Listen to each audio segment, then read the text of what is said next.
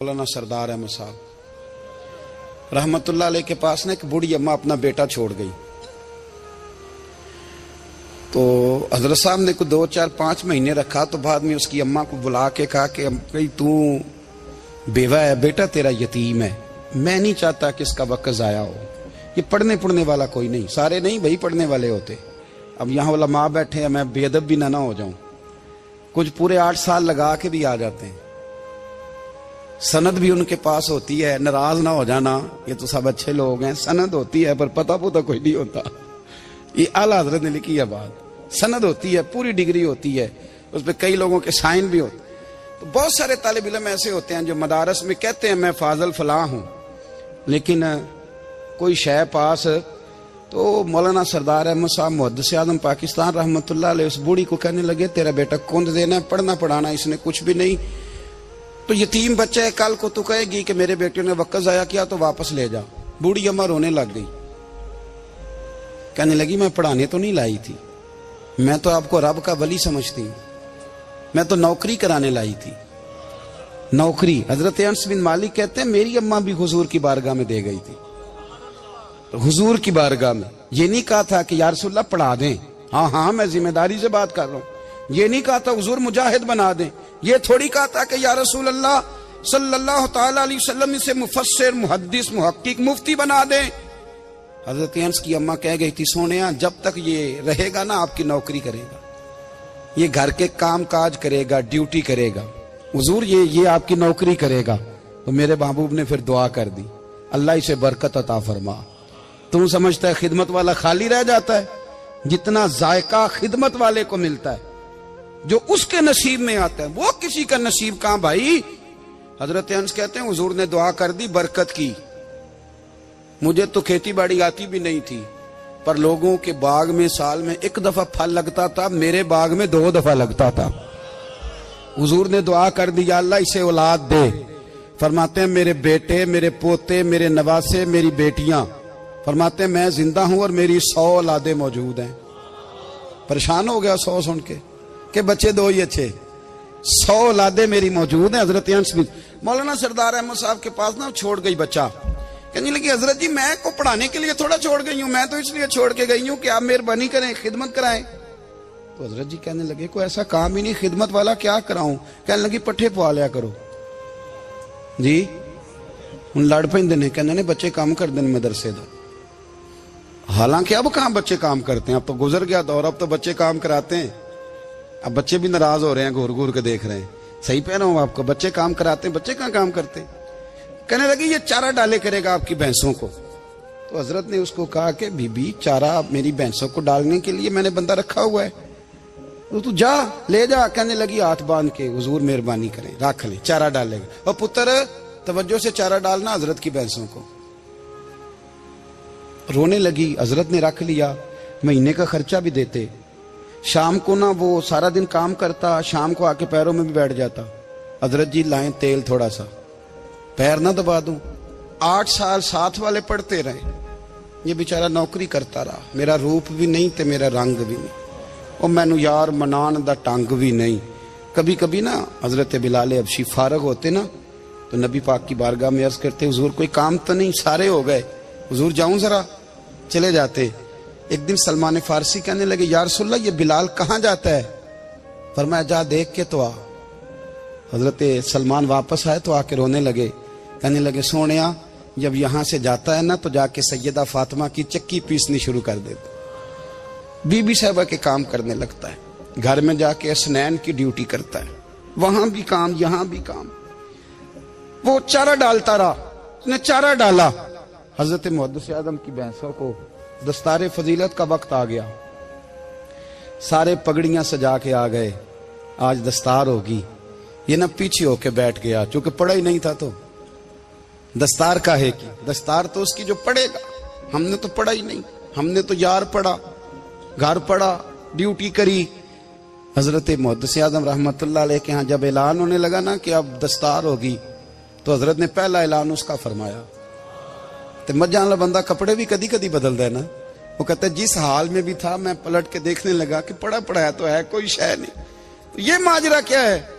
پیچھے سے اٹھ کے آئے تو کہتے ہیں باقیوں کی دستار کسی عالم نے کی, کسی صوفی نے کی, لیکن یہ بھینسوں کو چارہ ڈالنے والا جب آیا تو محدث اعظم نے فرمایا پگڑی کے بال کو کوئی ہاتھ نہ لگائے, یہ ساری دستار میں نے کرنی ہے.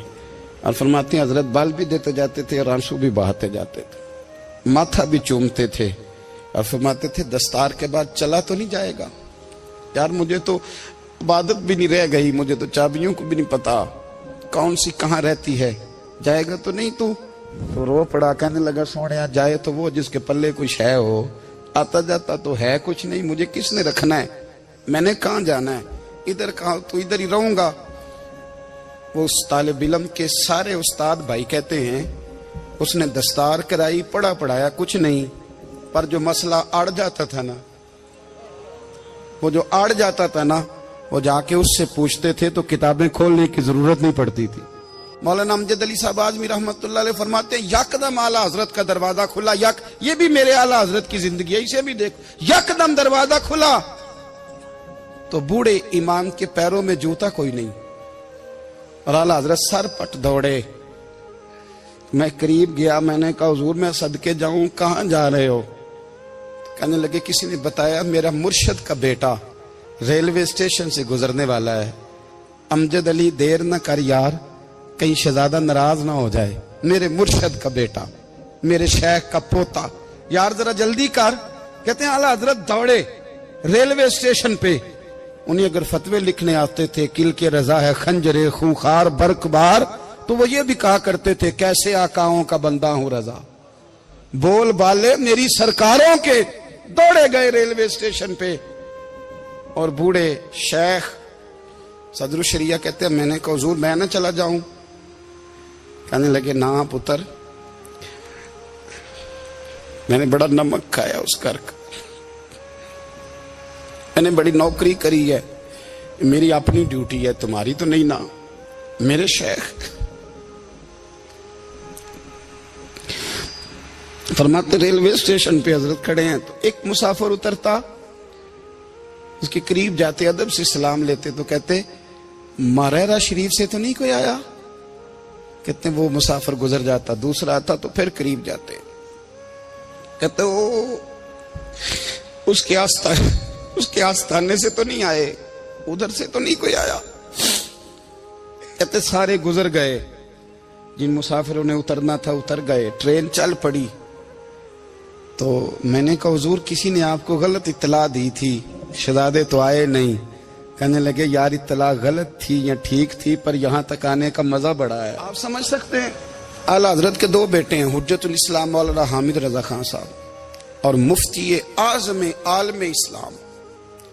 دونوں شہزادے اتنے بڑے شہزادے تھے کہ دونوں اپنے اپنے وقت کے سب سے بڑے مفتی ہوئے.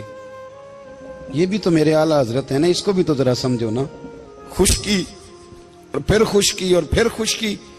ایک دن پیر صاحب نے کہا, نوری میاں صاحب, کہ احمد رضا یار وہ بھینسیں رکھی ہوئی ہیں تو ان کو نا گیدڑ آ کے تنگ کرتے ہیں, تو دو کتے مل جائیں نا کبھی, تو چلو رات کو پہرے داری کریں گے, دو کتے مل جائیں. میں اکثر سوچتا ہوں کہ اعلیٰ حضرت و عالم تھے, ان کا کتوں سے کیا لینا دینا؟ حضرت جی آپ نے کتوں کی بات کرنی تھی تو کسی دنیا دار سے کرتے, دو کتے مل جائیں تو ذرا جانوروں کی دیکھ بھال کریں گے. فرمایا حضور سویرے ہی آ جائیں گے. بھئی آپ کا تو یہ شوگر ہی نہیں, تو آپ کہاں سے لائیں گے؟ دن چڑھا تو دونوں بیٹوں کے گلے میں رسیاں ڈالی. اعلیٰ حضرت کو صرف آپ فتوے کی روشنی میں دیکھتے ہیں, آپ کو اس شخص کے درد کا نہیں پتا, اس کے ذائقے کا نہیں پتا, وہ کس سٹیج کا آدمی ہے, سٹیٹس کیا ہے طریقت میں, شریعت میں, عشق میں. دونوں شہزادوں کے گلوں میں رسیاں اور پکڑا ہوا ہے. تو نوری میاں صاحب کہتے ہیں میں چارپے پہ بیٹھا تھا تو نیچے بٹھال دیے دونوں بچے. میں اٹھ کے کھڑا ہو گیا, میں نے کہا مولانا یہ کیا؟ کہنے لگے حضور ڈیوٹی بھی کریں گے اور روٹی بھی نہیں مانگیں گے. جنہ تنا وچ عشق نہ رچیا کتے نہ تھی چنگے, مالک دے کر راکھی کر دے صابر بھوکے ننگے. کدھر گیا ذوق, کدھر گیا وہ درد؟ اور پھر جب باری آئی رسول اللہ کے پیار کی, جب باری آئی نبی پاک کی محبت کی, تو پھر فاضل بریلوی کا قد اگر لکھنے میں کمال ہے نا, تو محبوب کے پیار کرنے میں بھی کمال ہے۔ انہوں نے نا ساری زندگی یعنی ساری زندگی یہ کہہ کے گزار دی کہ عشق تیرے صدقے جلنے سے چھٹے سستے، جو آگ بجھا دے گی وہ آگ لگائی ہے۔ ایک سید صاحب تھے، مکان بن رہا تھا اعلیٰ حضرت کا، تو سامنے نا بالکل لائبریری تھی۔ تو جب مکان بن رہا ہوتا ہے تو تب سارے مستری مزدور اندر ہی ہوتے ہیں، تو سب کا آنا جانا تھا، سب لوگ آتے جاتے تھے بلا جھجک۔ تو وہ سید صاحب بھی ایک دن آ گئے، سامنے لائبریری میں ملے، پھر چلے گئے۔ کچھ دنوں کے بعد گھر مکمل ہو گیا، اب عورتیں بھی آ گئیں۔ تو شاہ جی کو پتہ نہیں تھا، وہ پرانا ہی ماحول سمجھ کے نا، مولانا ظفر الدین بہاری کہتے ہیں پرانا ہی ماحول سمجھ کے تو اندر آ گئے، اور جیسے ہی اندر داخل ہوئے سامنے گھر کی عورتیں دیکھی تو شاہ جی معذرت معذرت معذرت کرتے پریشان ہو گئے، اور پھر جب دوبارہ پلٹنے لگے تو اعلیٰ حضرت دوڑ کے گئے، ہاتھ چومے، کہنے لگے شاہ جی آپ کو تو پتہ نہیں تھا، اور آپ مہربانی کریں یہ معذرت والا لفظ واپس لیں، یہ میرے گھر کی عورتیں نہیں، یہ تو سیدوں کی باندیاں ہیں، یہ تو نوکرانی ہیں، تو آپ مہربانی کریں، یہ انداز آپ کا جو ہے یہ درست نہیں، آپ مہربانی فرمائیں اندر آئیں۔ اور پھر سارے خاندان کو لے کے پردے کے پیچھے کھڑا کیا اور کہنے لگے شاہ جی کو غلطی لگ گئی، انہوں نے ہم سے معذرت کی، اب ہم سارے مل کے ان سے معذرت کریں گے، اس لیے کہ یہ رسول اللہ کا خاندان۔ یار تھوڑا بہت دو چار لفظ جس بندے کو آ جائے نا، دو چار لفظ، میں ذاتی طور پہ نا آپ کو پتہ ہے میں تو نعت خانوں سے تو ہماری بنتی نہیں، بہت سارے نعت خان تو ہمیں ویسے ہی نہیں، میں کہتا ہوں نعت آنے دے جانے کا نام نہیں، نعت تو کلام کا نام ہے۔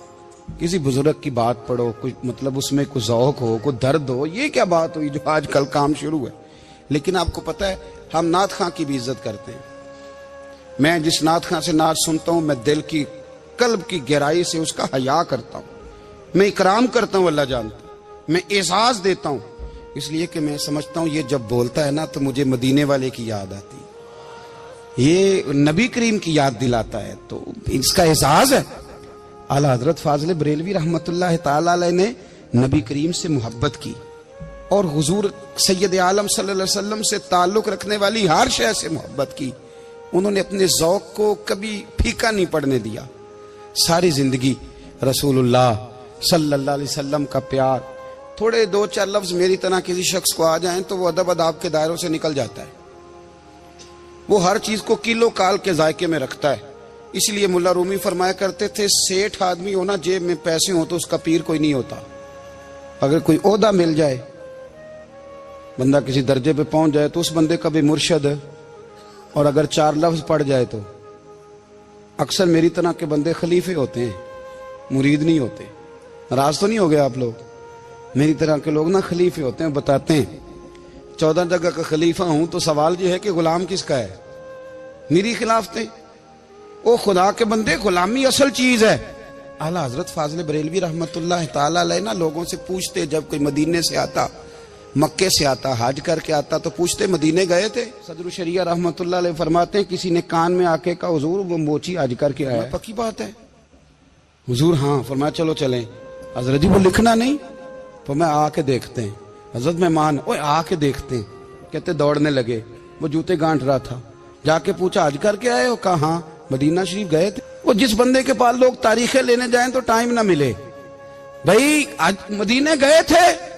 کہنے لگا جی بڑا کرم کیا سرکار نے، میں تو 1.5 مہینہ رہ کے آیا ہوں۔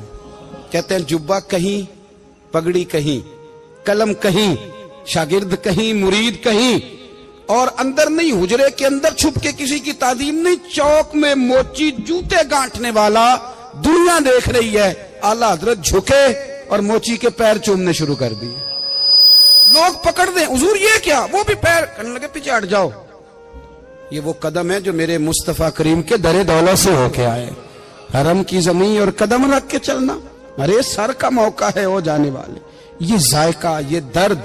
تو اعلیٰ حضرت نے نا ذوق والی زندگی گزاری، ادب والی زندگی گزاری، پریم والا وقت گزارا، عشق والا وقت گزارا۔ حضرت بلال حبشی کبھی سپاہ سالار بنے تھے کسی جنگ میں، کسی صوبے کے گورنر بنے ہوں؟ بولو تو صحیح یار۔ ان کا تعارف کیا تھا؟ نبی کریم کے غلام، हुजूर के ना जो जाती मामलात थे ना, 20 अंसारी नौजवान थे जो हर वक्त नबी पाक के पास खड़े रहते थे कि हुजूर को हुक्म करें।